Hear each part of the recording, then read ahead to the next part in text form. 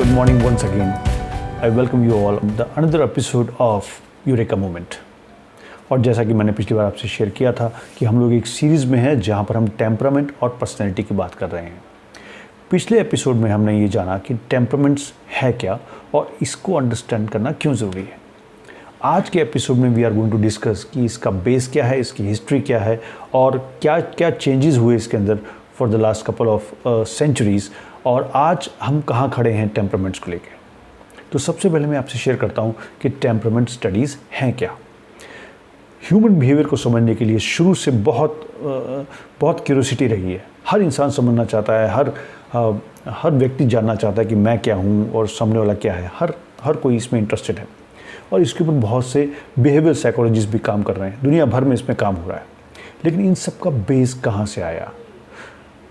2400 साल पहले, 400 years BC we can say that, जहाँ पर फादर ऑफ मेडिसिन हिपोक्रेट्स उनको बोलते हैं, जो कि फादर ऑफ मेडिसिन कहे जाते हैं, वहाँ से ये कॉन्सेप्ट स्टार्ट हुआ। वो जब अपने पेशेंट्स को देखते थे, हिपोक्रेट्स जब अपने पेशेंट को देखते थे, तो वहाँ पर उन्होंने नोटिस किया कि some of the patients come with the same disease as the other patients have. तो उन्होंने उनको कैटेगराइज करना शुरू किया और वहाँ से उन्होंने देखना शुरू किया कि some of the disease are caused because maximum of the disease are caused because of the chemical combination in the body. और वहाँ से कैटेगराइजेशन हुआ कि किस तरह के बॉडी फ्लूइड अगर ज़्यादा है हमारे अंदर तो हम किस तरह का बिहेव करेंगे। तो वहाँ से 4 ह्यूमर्स करके एक थ्योरी निकली जिसमें हम बॉडीली फ्लूइड को 4 भागों में बांटते हैं। अगर हम उसकी बात करें तो वहाँ पर वो जो फ्लूइड थे उसमें ब्लैक बाइल, उसमें येलो बाइल, उसमें ब्लड और उसमें फ्लैग, ये 4 तरह के फ्लूइड थे जो हमारे बिहेवियर को फॉर्म करते हैं।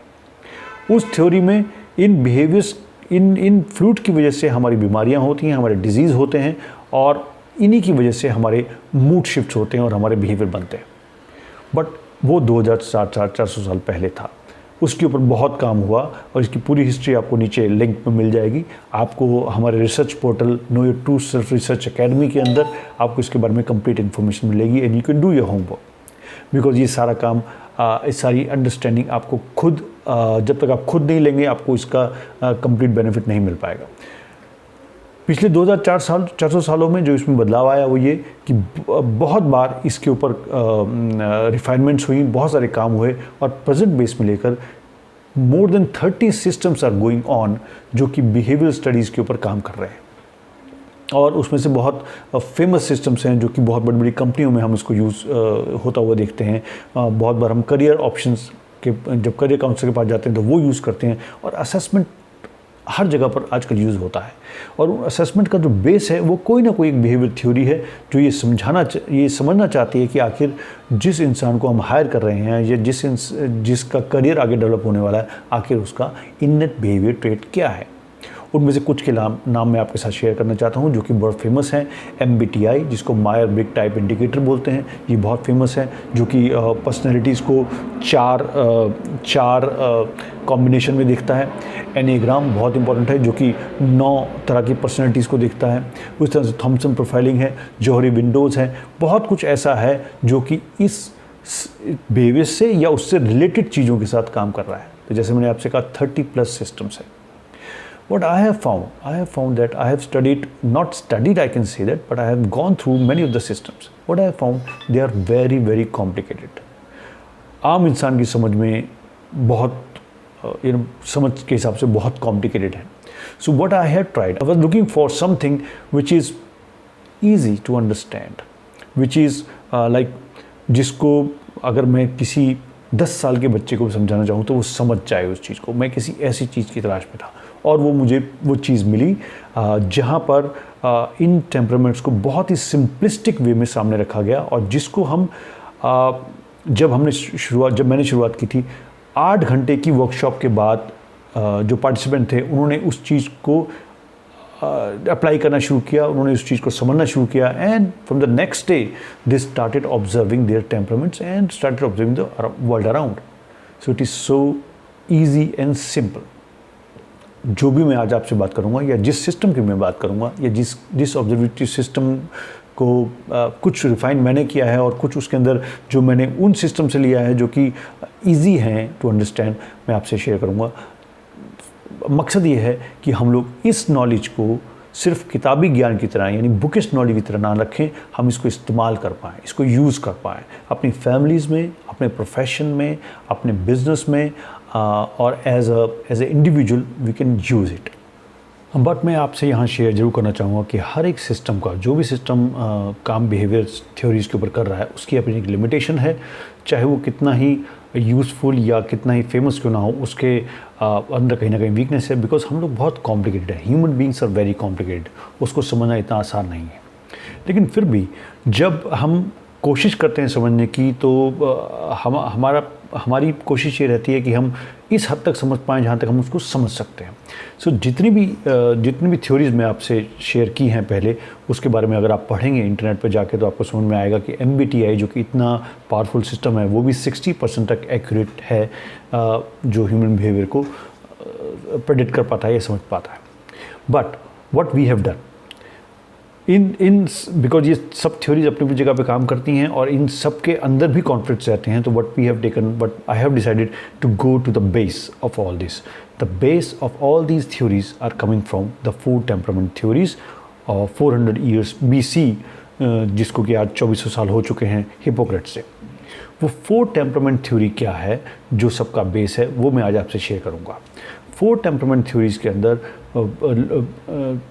लोगों को 4 कैटेगरीज़ में डिवाइड किया गया, जिससे कि हमें उनके जो कि डिवीज़न है उनके बॉडीली फ्लूइड का, और जो रिज़ल्ट है उन बॉडीली फ्लूइड का रिज़ल्ट उनके बिहेवियर पे आता है, और वो बिहेवियर जिस तरह का बिहेव करते हैं उनको 4 कैटेगरीज में डिवाइड किया गया। वो 4 टेम्परामेंट थ्योरी क्या है और वो 4 फ्लूइड जो मैंने पहले आपसे डिस्कस किए वो कैसे इम्पेक्ट करते हैं, वो मैं आज आपसे शेयर करूँगा। 4 टेम्परामेंट थ्योरी में जो लैटिन नेम इसके दिए गए वो मैं आपसे शेयर करूँगा, लेकिन वो बिकॉज वो आजकल प्रेवलेंट नहीं है, लेकिन फिर भी अगर आप इंटरनेट पे जाएंगे, आप इसके बारे में रिसर्च करेंगे, अपना होमवर्क करेंगे, तो आपको ये नाम जरूर मिल जाएंगे, because they are associated with the bodily fluid. उन 4 कैटेगरीज की बात करें जिसमें हमने डिवाइड किया, जिसमें डिवाइड किया गया था लोगों को कि इन 4 कैटेगरीज में से होते हैं, वो टेम्परामेंट्स हैं। जो फर्स्ट टेम्परामेंट है, आप उसको ऐसे देख के चलें कि they are extroverts, they are the people who are expressive, they are life of the party, you can find them always bubbling and cheerful and always excited and they are optimistic about life। इस तरह के लोग अगर आप अपने आसपास भी देखेंगे तो आपको देखेंगे वो हमेशा खुश रहते हैं और खुश करने की कोशिश करते हैं। ये है जो फर्स्ट टेम्परामेंट है, जिसमें उन्होंने बॉडीली फ्लूइड को ऐड किया, जिसमें ब्लड जो है वो ज़्यादा होता है, तो ब्लड की जो क्वांटिटी है वो ज़्यादा है, and that's why the excitement in the life के लिए पॉजिटिविटी बहुत ज़्यादा है, और इसको लैटिन में नाम दिया सैंग्वाइन और sanguine, you can say that. So this is the first category which are the people who are extrovert, talker, and they are optimistic. The second category of people is who are just opposite to them. They are very serious, they are logical, they are perfectionists, they go deep into the things, they understand the meaning of things, they are very sensitive to other people's need, and they are called, in our language we call them very sensitive or perfectionist. उनके अंदर black bile, यानी वो जो chemical है black bile, that is in much more quantity, and that's why they look the world और the outside not as optimistically as the first temperament sanguine sees. They are called melancholy people, जो कि perfectionist हैं, उनके अंदर black bile chemical बहुत ज़्यादा था, इस वजह से उनको नाम दिया गया melancholy. The third temperament is the people who we call as born leaders. ऐसे लोग जो आगे बढ़ के काम अपने हाथ में लेते हैं, डिसीजन मेकर्स होते हैं, and they excel in emergencies, they give orders, they can run anything, their natural abilities are to lead people.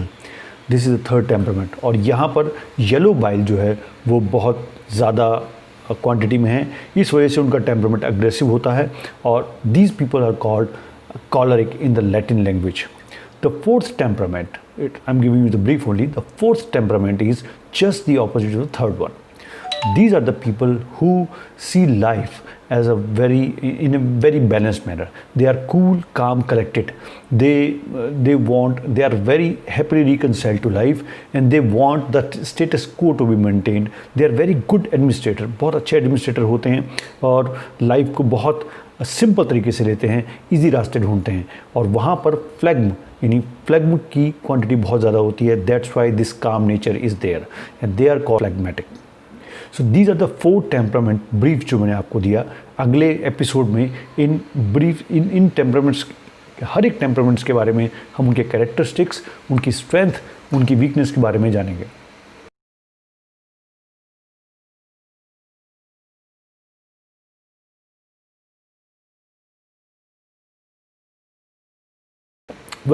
इन चारों को देखने के बाद हम में से यानी हम सब में से हर कोई इन चारों में से कहीं फिट होता है. Now before we go forward I want to give you some points to point out. कोई भी टेम्परामेंट खराब या ठीक नहीं होता है. This is who we are.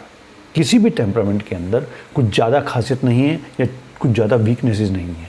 कोई भी टेम्परामेंट अपने साथ कुछ स्पेशलाइज्ड स्किल्स लेके नहीं आता या स्पेशलाइज्ड क्वालिटीज़ लेके नहीं आता. हर एक टेम्परामेंट की अपनी यूनिक एबिलिटीज़ हैं और उन्हीं एबिलिटीज़ को जब एक्सटेंशन यानी एक्सेस में ले जाते हैं वही वीकनेस बन जाती है. So they are not any weaknesses in any temperament. So ये बातें कुछ ध्यान रखने की इससे पहले कि हम आगे बढ़ें. और अगर आप अपने आप को असेस करना चाहते हैं तो आप हमारे रिसर्च पोर्टल पे जाके वहाँ पर असेसमेंट अपना कर सकते हैं. So that in next episode जब हम उस टेम्परामेंट के बारे में बात करें तो आप ये समझ पाएँ कि आप किस कैटेगरी में फ़िट होते हैं. एक बात मैं आपसे और शेयर करना चाहूँगा. हम लोग कभी भी एक टेम्परामेंट के नहीं होते, यानी एक क्वालिटी हम में नहीं होती. We are a mix of everything. But it is seen, it is observed, and it is researched that 1 or 2 temperamental qualities are, especially coming forward. So आपका एक प्राइमरी टेम्परामेंट होगा, एक सेकेंडरी टेम्परामेंट होगा, और इन टेम्परामेंट्स के through ही आपके सारे जो एक्शंस होते हैं वो वहाँ से निकल के आते हैं. बट ऐसा नहीं है कि हमें ये चारों चीज़ें नहीं होती हैं. सो कहीं भी अगर आपको ऐसा लगे कि आपको एक टेम्परामेंट में फिक्स होना है, ऐसा नहीं है. We are a combination of temperament. इस सीरीज़ के आगे एपिसोड्स में हम लोग ब्लेंड्स की बात करने वाले हैं कि किस तरह से हम लोग ब्लेंड्स के साथ आते हैं. एक चीज़ और मैं आपसे शेयर करना चाहूँगा कि ये इन्फॉर्मेशन जो भी आपको मिलने वाली है ये बहुतों के लिए लाइफ चेंजिंग हो सकती है, बहुतों के लिए पर्सपेक्टिव चेंजिंग हो सकती है. बट इसका यूज़ करने से पहले मैं आपको एक सजेशन देना चाहूँगा. It is not to box somebody in. It is not to put blame on somebody or not saying that वो इस तरह का है तो ऐसे ही बिहेव करेगा. This is not for others. This is for us. Until and unless we understand our temperament, हम लोग दूसरों के टेम्परामेंट या उसकी पर्सनैलिटी को नहीं समझ पाएंगे. इस चीज़ को बहुत ध्यान रखने की ज़रूरत है. इस स्टडीज़ के बाद बहुत बार हमने अपनी वर्कशॉप्स में अपने पार्टिसिपेंट्स के साथ देखा है, they start observing other people, who you are, what temperament you have, what natural abilities you have, what limitations you have. अपने आप को पहले समझें. इसीलिए जो हमारा जो प्रिंसिपल है वो है knowing your self first before knowing the world. So I hope कि ये इन्फॉर्मेशन के साथ जो मैं आपको ये जो पॉइंट्स बता रहा हूँ ये आप ध्यान में रखेंगे. और नेक्स्ट एपिसोड में जब हम हर एक टेम्परामेंट के डीप में जाएंगे तब आप अपने आप को देख पाएंगे कि आप किस जगह फिट बैठते हैं, आपका टेम्परामेंट क्या है, और साथ साथ आप ये समझ पाएंगे कि उस टेम्परामेंट में क्या आप उस टेम्परामेंट की स्ट्रेंथ के साथ प्ले कर रहे हैं या आप उस टेम्परामेंट की वीकनेसेस के ऊपर प्ले कर रहे हैं. सो नेक्स्ट एपिसोड देखें and you will understand what I am saying. Thank you very much for watching. See you in the next episode.